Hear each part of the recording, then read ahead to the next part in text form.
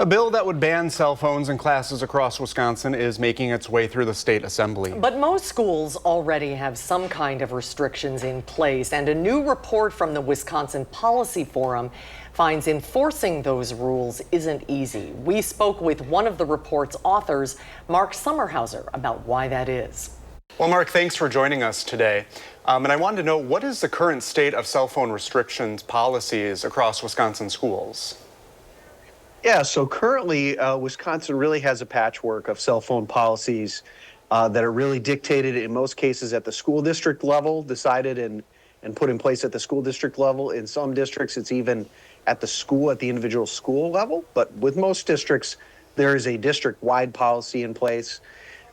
Just to give folks kind of a sense of what the range of options are, it goes from kind of the most restrictive. So some districts have basically completely banned students from using phones essentially anywhere on school premises during the school day. Then we go to the sort of middle ground that it seems like most districts have embraced, which is students can bring their phones to school and in many cases can possess them, but aren't permitted to use them during instructional time. And they're only permitted to use them in common areas such as hallways, locker areas, cafeterias, those kinds of areas of the school. That seems to be where most districts have landed. But then we have some other districts that have no district-wide restrictions on cell phone use, and once again might delegate that decision either to the individual school level or in some cases even to the individual teacher, where there might be a different rule in each classroom of a school. This is a relatively new idea. So what are some of the difficulties that schools face when they're trying to implement these policies? Yes, so I think the biggest one is a challenge that I think would be fairly intuitive to most of your viewers, which is that you can kind of put all the restrictions that you would like to put in place on cell phone use, but if that cell phone is in a student's pocket or purse or backpack, it can be really challenging for a teacher or an educator to try to enforce and police that at all times with 20, 25 kids in a classroom.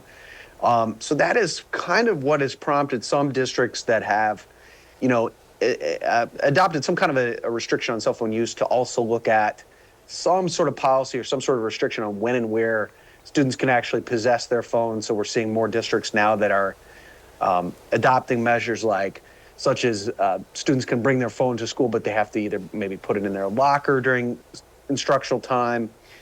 Some are using these pouches where students have to put their cell phones in a pouch during the school day. What are some of the other patterns that you found in certain schools compared to others when it comes to policy? Yeah, it was really a little more random than we might have expected. Usually there are more patterns that we observe in the data. That said, we did find a few areas where there seemed to be some trends. Probably the strongest was that among smaller school districts. So we divided the school districts up according to enrollment. In our smallest sort of bucket, districts with 500 or fewer students, about 36% had complete bans on using cell phones anywhere on school grounds during the school day. And that's quite high. That's almost twice what the statewide share is. So that was kind of the main one. We did also find that districts or schools that had larger shares of enrollment among students of color also seemed to have a higher share of complete bans or more restrictive policies. So those were kind of some of the main things that we tease out in our report. Do you think pending legislation regarding this will have any effect?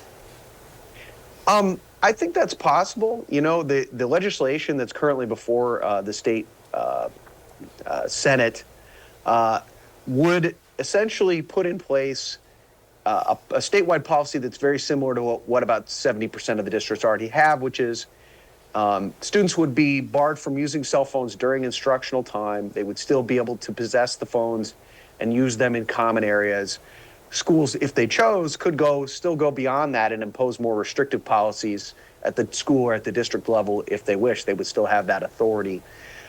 So there is, I think we found, roughly 10% of districts that currently have no restrictions. So certainly for that roughly tenth of districts, it would have an impact. But, as we've kind of already touched on, the usage restrictions are one thing, but a lot of where the rubber hits the road is in how do we enforce those restrictions on cell phone use. Mark, thank you so much for taking the time to visit with us about this.